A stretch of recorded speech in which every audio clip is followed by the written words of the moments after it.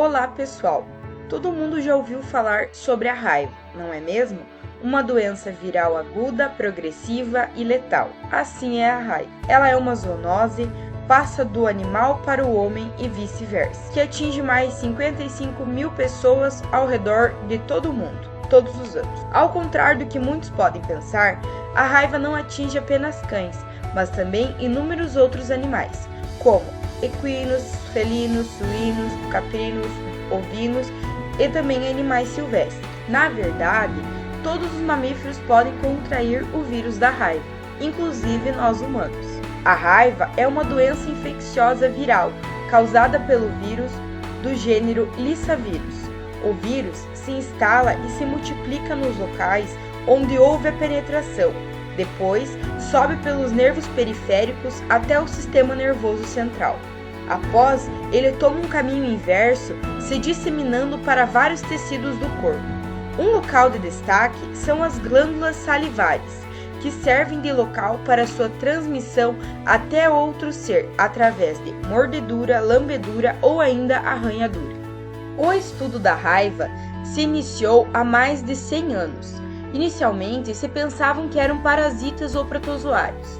Com o passar dos anos, descobriu-se muito sobre o vírus da raiva. A raiva tem 4 ciclos. O ciclo rural, que pode ser transmitido pelos equinos, bovinos e ovinos. O ciclo silvestre, que pode ser transmitido pelos macacos, raposas, gato do mato e todos os mamíferos. O ciclo urbano, que os principais transmissores são os cães e gatos, e o ciclo aéreo, que o principal transmissor é o morcego.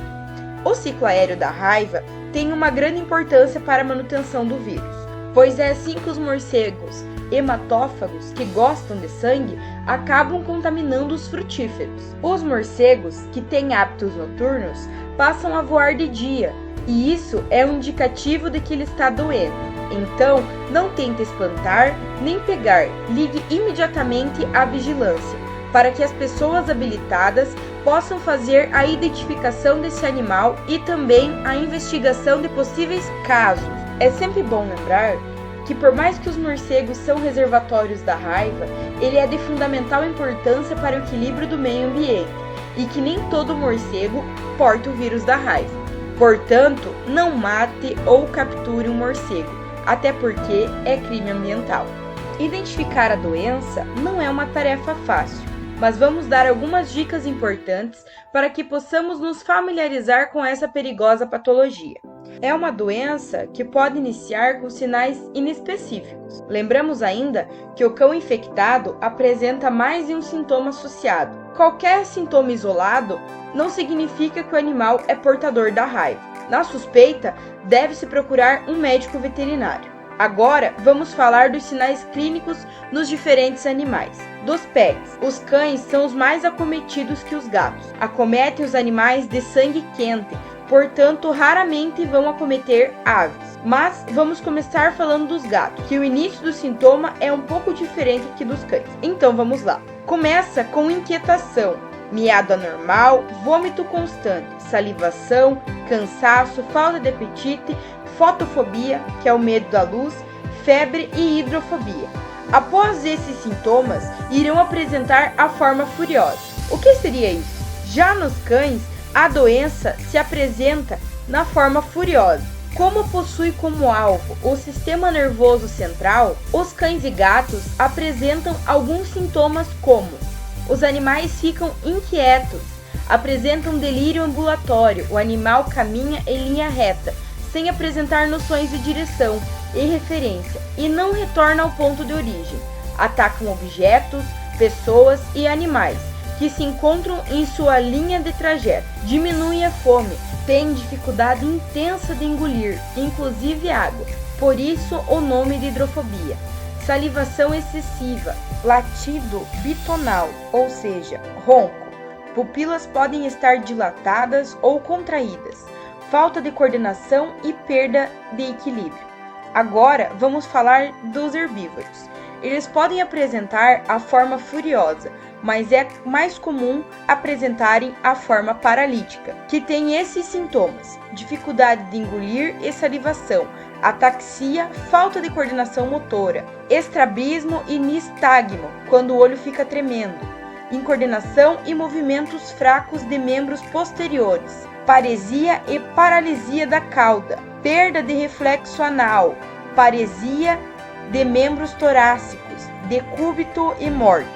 Quando apresentam a forma furiosa, tem esses sinais: anorexia, bruxismo, fotofobia ou cegueira parcial, pedalagem, mugidos frequentes, agressividade. Devemos alertar que os animais portadores, ao contrário do que se comenta, não correm atrás das pessoas para atacarem, mas sim atacam apenas o que aparece em sua frente em uma linha reta. A letalidade é muito alta, quase 100%. Poucos pacientes sobreviveram à doença e a maioria com sequelas muito graves. De 1970 a 2003, houve 5 sobreviventes e o tratamento foi com a vacina. Em 2004, há o relato de uma paciente que foi submetida a um tratamento à base de antivirais e indução ao coma, denominado Protocolo de Milwake, e sobreviveu sem receber vacina ou soro. Em 2008, outros 2 pacientes utilizaram este protocolo, adaptado com sucesso, sendo um da Colômbia e outro do Brasil. E após isso, foi denominado Protocolo de Recife. E nesse caso, a prevenção é sempre o melhor remédio. Por isso, é muito importante deixar os animais em dia com a vacinação. Essa é uma forma preventiva da raiva humana, pois assim diminuímos a circulação do vírus. Como podemos fazer isso e proteger nossa família e os animais? No meio rural, também devemos vacinar os rebanhos.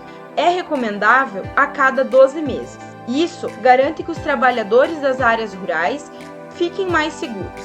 Nos pets, como cães e gatos, a partir dos 3 meses de vida e sempre anual.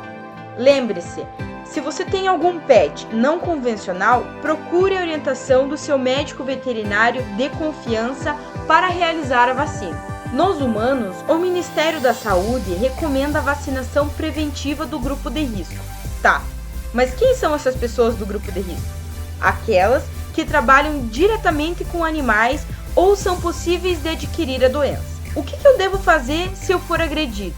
Sempre procurar um posto de saúde ou um hospital, relatando ao profissional de saúde como foi essa mordedura, se ela tem uma extensão grande, qual a espécie de animal, porque os protocolos são diferentes. Por exemplo, se o animal é conhecido ou é errante. Tudo isso será avaliado pelo profissional para assegurar a sua saúde. Agora, se eu for agredida por um animal silvestre, seja ele um morcego, um sagui ou outro primata não humano, eu tenho que informar de forma bem rápida um estabelecimento de saúde e lá será avaliado. Então, fica aí o alerta, não retarde a procura aos serviços de saúde. A principal prevenção é a vacina. Vacine seus animais.